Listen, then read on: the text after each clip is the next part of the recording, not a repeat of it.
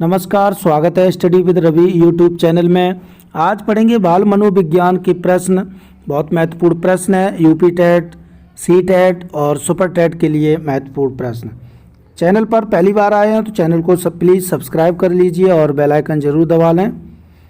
चलिए शुरू करते हैं। पहला प्रश्न है, वह अवस्था जब बच्चा तार्किक रूप से वस्तुओं व घटनाओं के विषय में चिंतन प्रारंभ करता है, कौन सी अवस्था है? औपचारिक संक्रियात्मक अवस्था, या फिर पूर्व संक्रियात्मक अवस्था, या फिर संवेदी प्रेरक अवस्था, या फिर मूर्त संक्रियात्मक अवस्था। तो इसका सही आंसर है मूर्त संक्रियात्मक अवस्था में बच्चा तार्किक रूप से वस्तुओं व घटनाओं के विषय में चिंतन प्रारंभ कर देता है। अगला प्रश्न है, मन का मानचित्रण संबंधित है साहसिक कार्यों की क्रिया योजना से, या फिर बोध बढ़ाने की तकनीक से, या मन की क्रियाशीलता पर अनुसंधान से, या फिर मन का चित्र बनाने से। तो इसका सही आंसर है सी, मन की क्रियाशीलता पर अनुसंधान से। अगला प्रश्न है, विशेष रूप से प्राथमिक स्तर पर विद्यार्थियों की सीखने संबंधी समस्याओं को संबोधित करने का सबसे बेहतर तरीका है?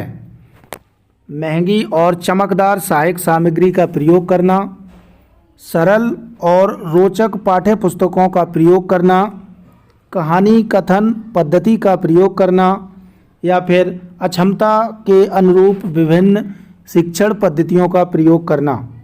तो इसका सही आंसर है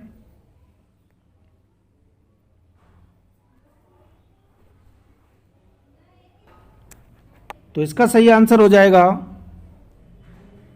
डी, अक्षमता के अनुरूप विभिन्न शिक्षण पद्धतियों का प्रयोग करना। अगला प्रश्न है, निम्न में से कौन सा बच्चे की सामाजिक मनोवैज्ञानिक आवश्यकताओं के साथ संबद्ध नहीं है? संवेगात्मक सुरक्षा की आवश्यकता, शरीर से अपशिष्ट पदार्थों का नियमित रूप से बाहर निकालना, या सान्निध्य की आवश्यकता, या फिर सामाजिक अनुमोदन अथवा सराहना की आवश्यकता। तो इसका सही आंसर है शरीर से अपशिष्ट पदार्थों का नियमित रूप से बाहर निकालना। ये सामाजिक मनोवैज्ञानिक आवश्यकताओं के साथ संबद्ध नहीं है। अगला प्रश्न है, वह कौन सा कथन है जहां बच्चे के संज्ञानात्मक विकास को सबसे बेहतर तरीके से परिभाषित किया जा सकता है?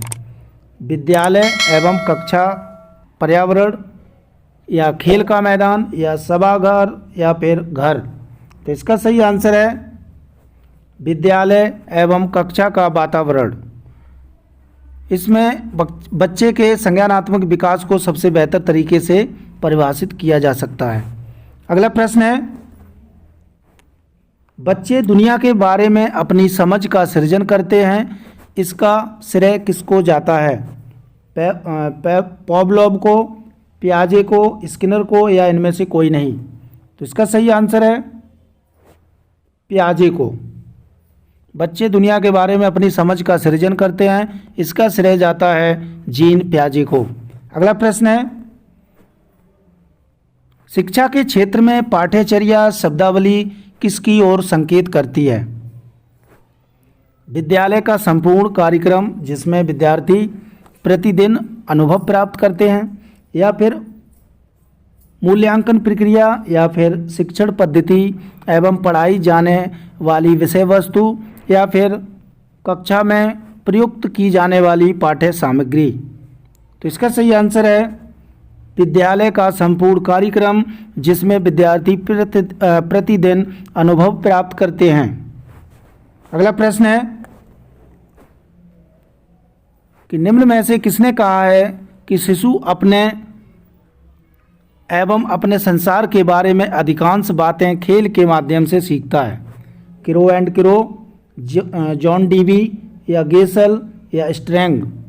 तो इसका सही आंसर है, ये कहा है स्ट्रैंग ने। अगला प्रश्न है कि विकास कभी न समाप्त होने वाली प्रक्रिया है, यह विचार किससे संबंधित है? निरंतरता का सिद्धांत, अंतःसंबंध का सिद्धांत, या अंतःक्रिया का सिद्धांत, या एकीकरण का सिद्धांत? तो इसका सही आंसर है निरंतरता का सिद्धांत से संबंधित है कि विकास कभी ना समाप्त होने वाली प्रक्रिया है। अगला प्रश्न है कि निम्नलिखित में से किस अवस्था में बच्चे अपने समवयस्क समूह के सक्रिय सदस्य हो जाते हैं? प्रौढ़ावस्था, किशोरावस्था, या फिर बाल्यावस्था, या पूर्व बाल्यावस्था?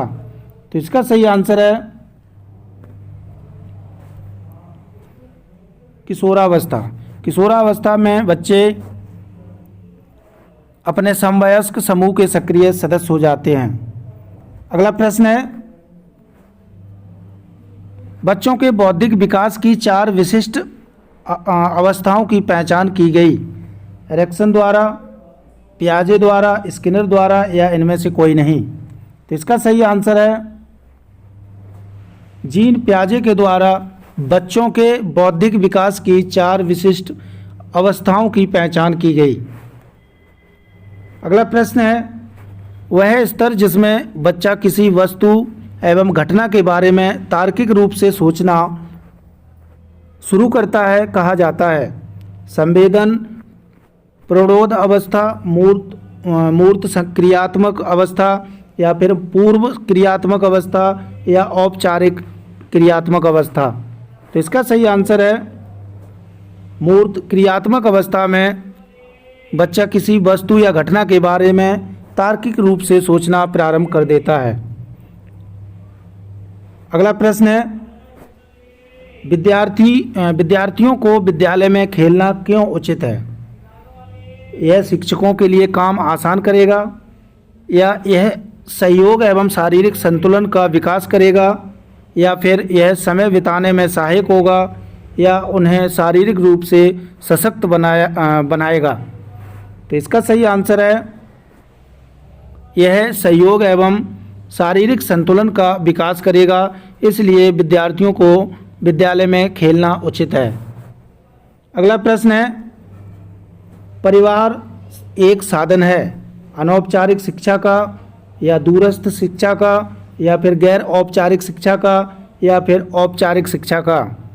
तो इसका सही आंसर है परिवार एक अनौपचारिक शिक्षा का साधन है।